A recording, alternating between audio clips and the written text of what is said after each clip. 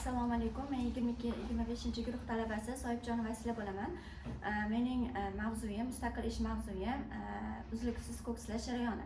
Xo'p, ko'kslash jarayoni o'zi 3 turga bo'linadi. Ya'ni uzluk davriy, yarim uzluksiz hamda uzluksiz. Ularning asosiy ko'rsatkichlari, ularning zichligi, oltin gugurt miqdori hamda zo'rligi hamda strukturasi bilan farqlanadi. Xo'p, bugungi sxemamiz qizdirilmaydigan kameralarda sekinlik bilan boruvchi ko'kslash qurilmasining texnologik sxemasini sizlar bilan ko'rib chiqamiz. Xo'p, birinchi xomashyo, ya'ni gudron qoldig'i birinchi nasos orqali va ikkinchi va uchinchi pechlarga boradi, yuqori qismiga boradi. U yerda 350-380 gradusgacha qizdirilib, to'g'ri 9-refleksion kolonnaga boradi.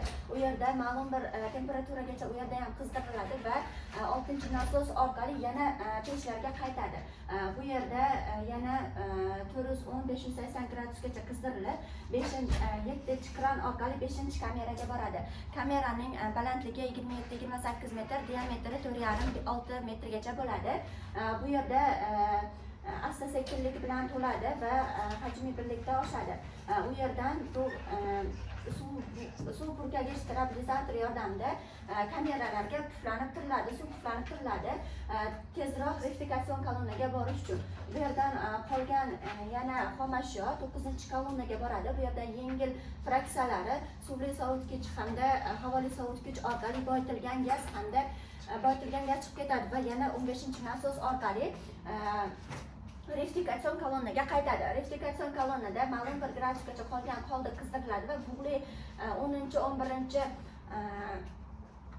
bug'li bu kolonnalaridan ma'lum bir gradusgacha qizdirilib 12-13 nasos orqali yengil hamda og'ir gazoil ajratish uchun 18 hamda 20 havoli issiqlik almashtirgich hamda havoli sovutish jihozlariga boradi va bu yerdan yengil hamda og'ir gazoillar chiqib ketadi.